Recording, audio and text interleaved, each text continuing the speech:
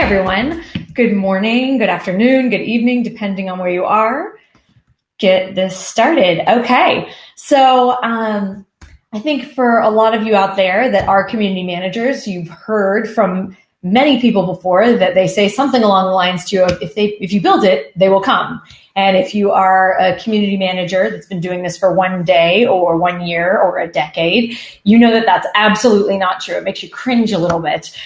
You can't just build it and expect that people will show up. And even once you do get people to show up, then what? What makes them engage at a much higher level? And so that's what I'm going to talk about today, is that next step of engagement. Once you get people in the community and they start engaging, what gets them to be top contributors as well? Okay, so I'll kick it off with a little bit about me, just so you know that I'm not making all of this stuff up, just some of it. As Vanessa said in the intro, I am Holly Firestone, head of community at Venafi. And Venafi is a machine identity management company. So thinking about security from machine to machine. You can find me at any of the links below, my LinkedIn, my Twitter, which is, to be completely honest, pretty vulgar and talks a lot about US politics. But if you're interested in that, sure, go ahead there. Sometimes I talk about community stuff too. And then, of course, hollyfirestone.com, you can find my blog. I talk a lot about the community professional world and leadership and managing a team, things like that. So it's a great resource as well. Also, as you heard, I am joining from Austin, Texas, land of tacos and live music capital of the world. So let's dip into a little bit more about my experience. Vanessa shared some of this as well, but I'll just kind of dip into it. I have built some of the biggest B2B communities, or run some of the biggest B2B communities in the world. So Salesforce, as many of you might know, and then Atlassian, which if you're in Australia, you definitely know, and built world-class community teams. My team at Salesforce was 7 people, and I hired and managed most of that team. I managed the whole team, but I hired most of that team. Absolute rock stars. They're doing incredible work at Salesforce.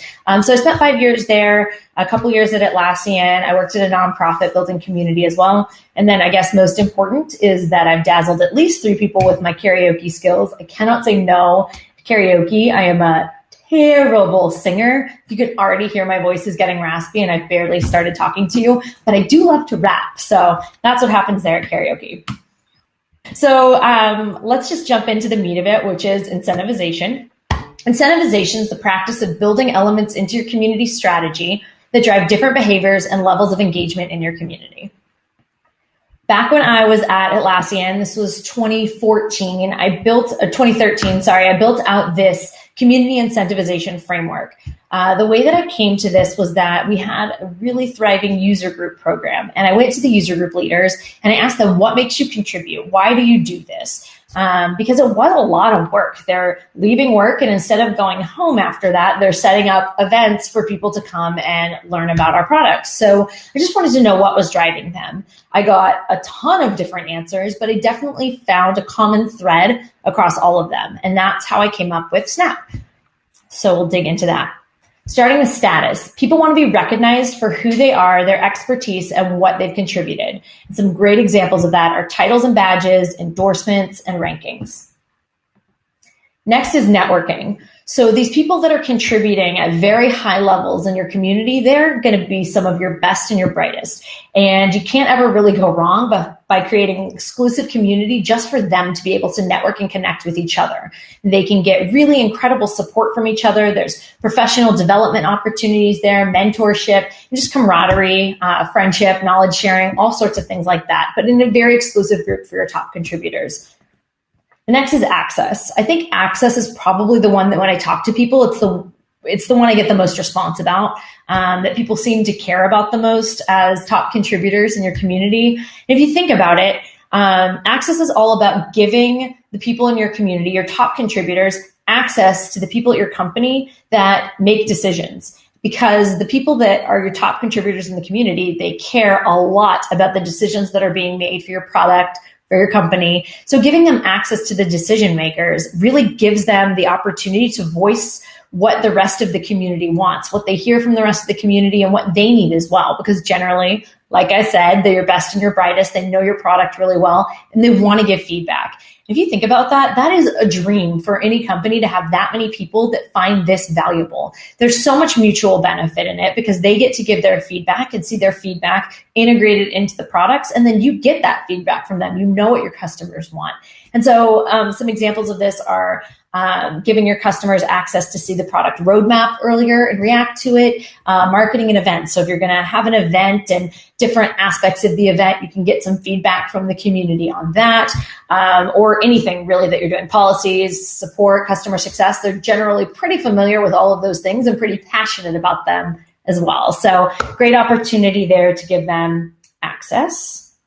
Another thing is that with access, it's a really great way to have internal teams participate in the community in ways that they wouldn't have before. And then last is perks. So perks are probably the least important in my mind. I mean, they definitely have a very important role in what you're doing because these people that are contributing and engaging at top levels in your community, they deserve a perk. They deserve appreciation, and this is a great way to say thanks for everything that they're doing.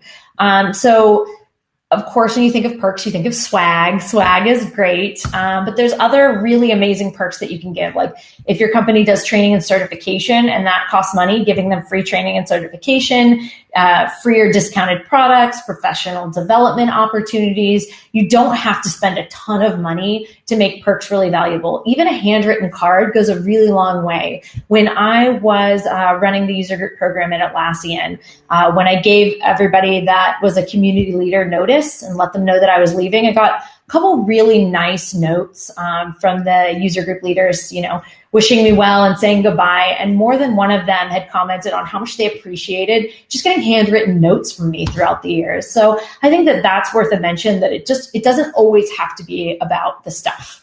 Okay, so as a community leader, manager, whatever it is that your role exactly is, you always have to be ready for surprises and to expect the unexpected, like Beyonce pulling a pizza out of her hair.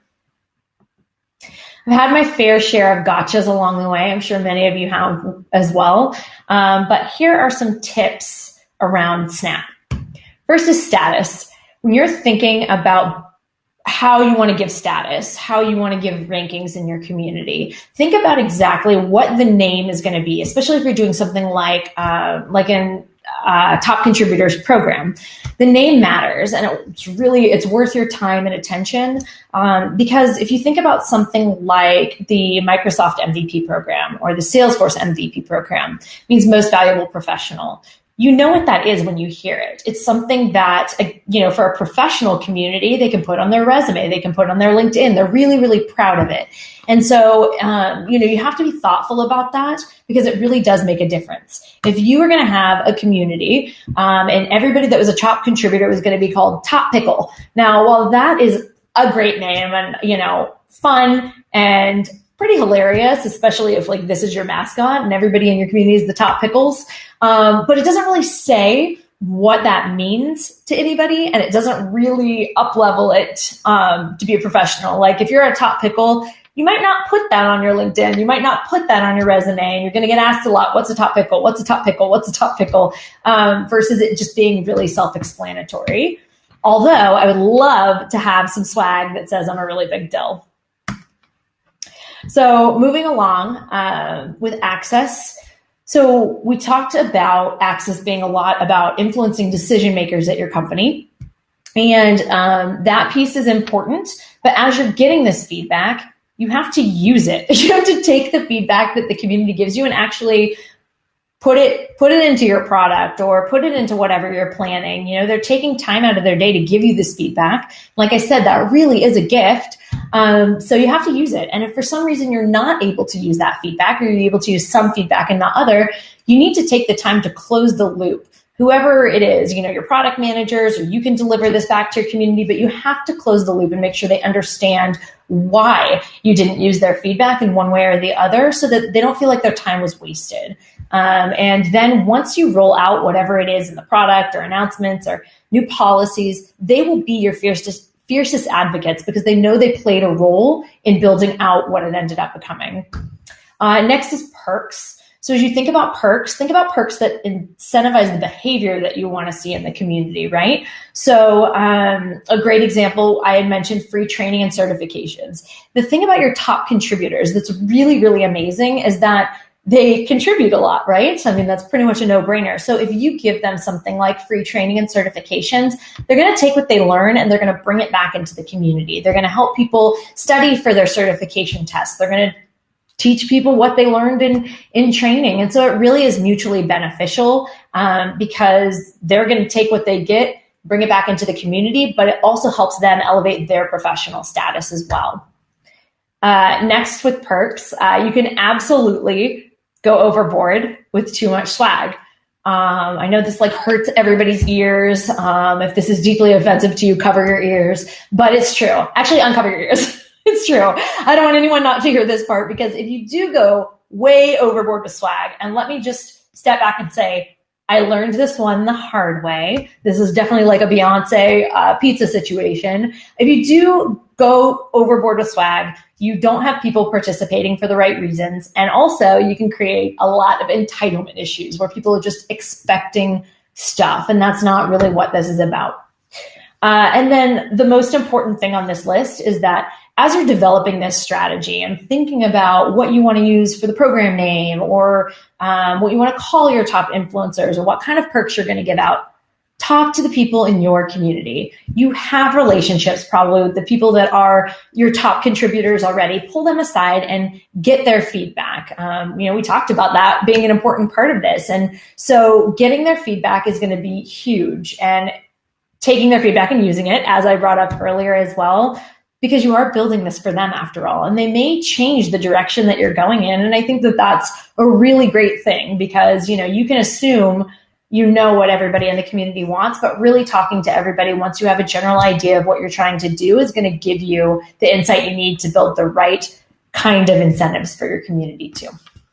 All right, so that's it, right? You throw out a couple badges, some t-shirts, and some water bottles, and then you've got a perfectly incentivized community, right? No, absolutely not. There's still something very important, which brings us to our next topic, which is ownership and intrinsic motivation. When I talk about distributed ownership specifically, that is building your community programs in a way that not only allows you to invite community members into leadership positions in your community, but that also empowers them to have ownership. This is your key to success. So I'm going to tell you a little story about a cake. I have shared this story quite a few times before, so if you've heard it, I'm sorry, but I love to talk about cake. So let's say that it's your friend Sophia's birthday, and you are so excited to celebrate her birthday. You want to do something special for her. And then her friend Eric gives you a call and says, okay, I've got a great idea. You're an amazing baker, so I'm going to give you some money to buy all the ingredients that you need to bake Sophia an amazing cake for her birthday. You're like, great, this is awesome. I love to bake. I can bake an amazing cake. You're going to pay for it. I was kind of low on cash anyway, so this works out great. And then your friend Eric says, now I know that chocolate cake with rainbow sprinkles is the best. It is the best kind of cake that you can ever make. So that's what I want you to make for Sophia. Well, you've been friends with Sophia for a very long time, and you know that she hates chocolate cake and she hates rainbow sprinkles. I don't know who hates rainbow sprinkles, but in this case, Sophia does. And so you know that. And you go back to Eric and you say, listen, Eric, I know that this is not what Sophia wants. She doesn't like this. And Eric's like, nope, that's the best. I know it's the best. You have to do that. Do you still really want to make Sophia that cake knowing that she's not going to like it? No. Eric's a jerk. You don't want to make that cake. You want to make a cake that you know that she would love. So you say, no, thank you, and you walk away. Poor Eric has to go, well, not poor Eric, but Eric has to go to the grocery store and go buy a cake that's not nearly as good. And you go off and do your own thing, because that's what ends up being the best thing for you to do for your friend. So that is the perfect analogy for distributed ownership, and I will tell you why. All right, give community leaders the support, tools, and resources that they need to build a community, but empower them to build in a way that fits their community's needs. So there are a lot of benefits to this. I'm going to talk about deeper engagement, authenticity, and scale. Excuse me.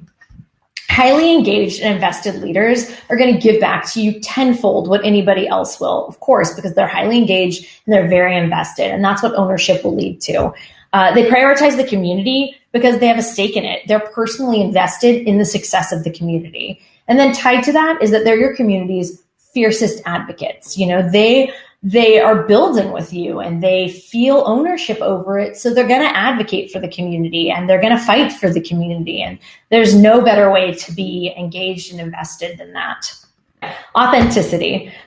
So when I was running the user group program at Atlassian, we had user groups all over the world. And our user group in Kansas City really, really liked to meet at lunchtime. And they would do discussion groups around lunchtime. And then our group in Frankfurt, Germany, really liked to meet after work. And they're a very presentation heavy group. And that worked for them. And that was the right way to do it because that's what their communities wanted. It goes back to the cake example, right? Like if we had said to Kansas and Frankfurt, hey, listen, like we want you to do, after work and only discussion groups, and this is what you're going to talk about, and this is the way you're going to talk about it, and your meetings are going to be an hour, it wouldn't have worked. They would have said, that's not what my community wants. I'm not going to do it, and walk away because that's embarrassing for them. Just like it's embarrassing for you to give your friend a cake she's not going to like. So it's exactly like that in the way that you want it to be authentic and they can be the experts of their local community in the way that you really need them to, so you can have the authentic reach that you want to. So scale. Thinking about how you can grow in an authentic and organic way, distributed ownership plays a huge role in that. So if you look at when I was at Atlassian, we had 12,000 members in the community and only 2 people on the community team. And then you look at Salesforce and same situation, huge community, tiny community team. And the way that we were able to achieve that was by having a reach through all these community leaders that had just distributed ownership over all of their groups around the world.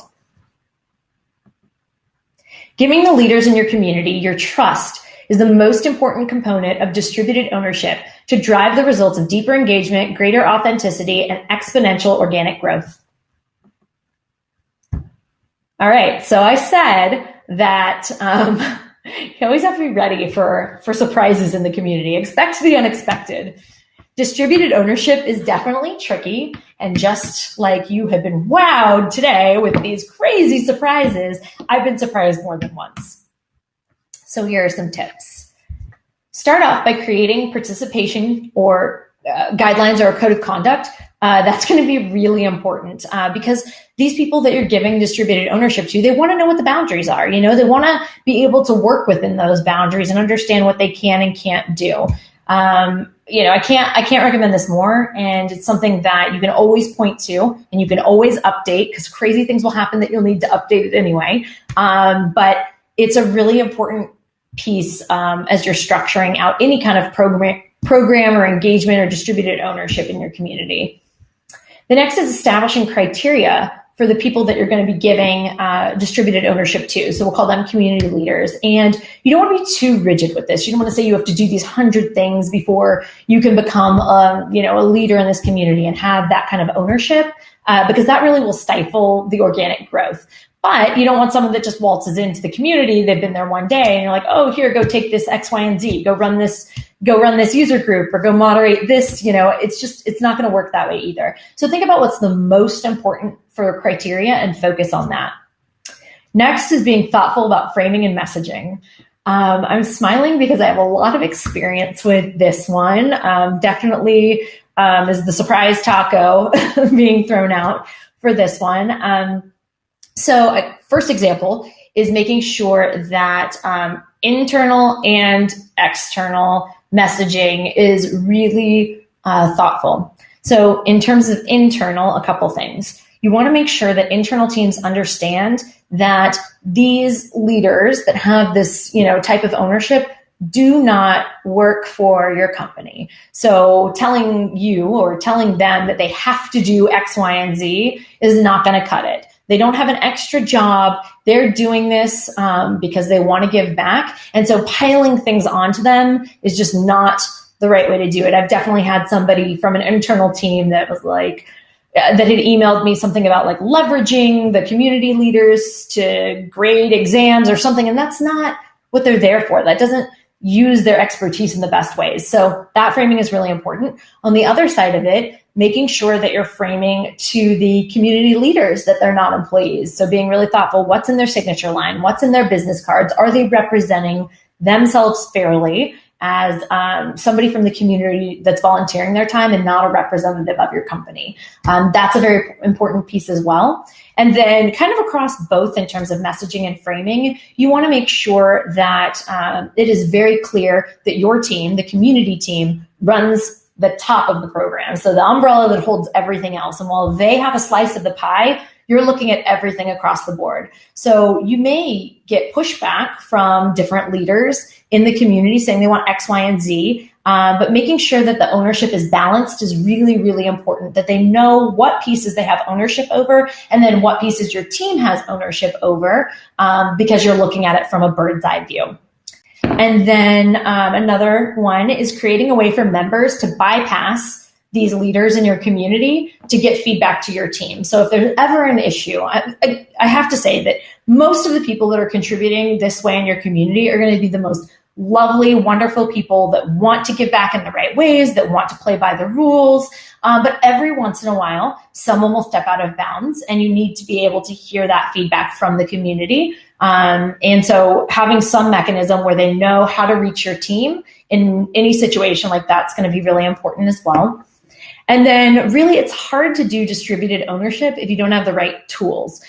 So what I mean by that is, for code of conduct and guidelines, something like a DocuSign so that you can easily get them sent out. It's no barrier for these community leaders to read them and send them back, just really quick. Another one, if you're thinking about something like a user group program, then something like a tool like Bevy is amazing because there's different levels of access across that tool. It does distributed ownership really beautifully. And then, of course, any kind of tracking that you need to track what everybody's doing in the community, something like Salesforce, which, of course, I would say that having been at Salesforce for a while. But tools like these are really, really valuable when you're building something like this. So with everything that I mentioned, I had to update this framework because ownership plays a really important role in incentivization. And so while it's not the exact same as everything else that I talked about in Snap, it is a part of this. And to have a really fully robust framework for what incentivization looks like, ownership is a big piece of it. So it's now updated to OSNAP. And then you'll see at the bottom intrinsic motivation. And that is a very important piece of all of this. It is the foundation of all of this. It touches everything, and none of this works without that bottom layer, that piece that absolutely has to exist. Intrinsic motivation is the act of doing something without any obvious external rewards. Your community members are contributing because they genuinely want to. It's enjoyable, interesting, and aligns with their values. So I'll give you an example. Let's say you have an answers forum, and you've got someone that really just cares about the Snap piece of this, and they just really want some kind of badges and they want the perks, but they don't really care about giving back. So they're going to go to your answers form. They're going to answer as many questions as possible. Yes, no, whatever they can. That's just as fast as possible to get their numbers up. And that doesn't really give any value to your community.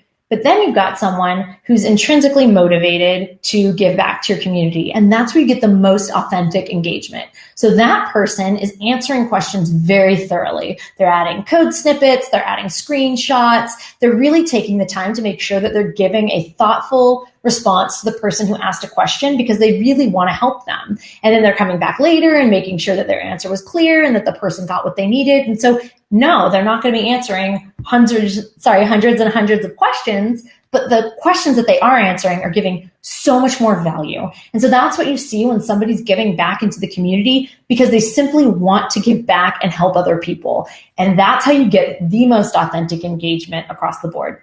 So, of course, you can't create intrinsic motivation, but you certainly can influence it.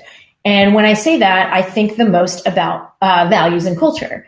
So starting with values, bringing your company's values into your community and really weaving them throughout is going to have a really big impact on people feeling connected to your community. What I mean by that is if your company values mentorship and education and helping other people, talking about that in the community and bringing it into the community will help people connect to the community in a more authentic way and be motivated to contribute and help others because that's what they value too.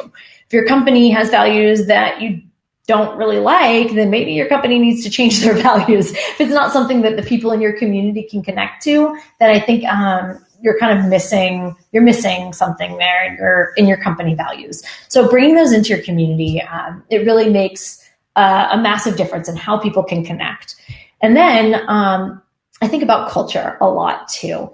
And that's thinking about building your community to be a place that's really welcoming for everybody. And so thinking about diversity, inclusion, and accessibility. Who is your community for? And does your community team reflect the people that are in your community as well? You can't expect people to feel welcome in a community, or that you're building a community the right way if you're not being really thoughtful about who's in the community and making sure that, again, that your team is really reflecting that.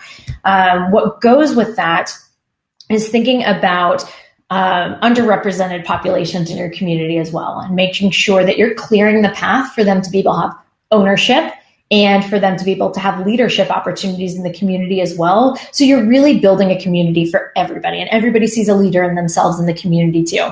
That's something that I could probably talk about forever, but I will not, because this week I'm also going to be doing a panel with Sofia Rodriguez Mata, who I worked with at Salesforce, and we're going to be talking a lot about diversity and inclusion with Vanessa. So I will leave that there, but all really important parts of making people feel connected to your community in a really authentic way, which drives intrinsic motivation. So to run through this really fast, ownership, status, networking, access, and perks, and then intrinsic motivation, which ties everything together.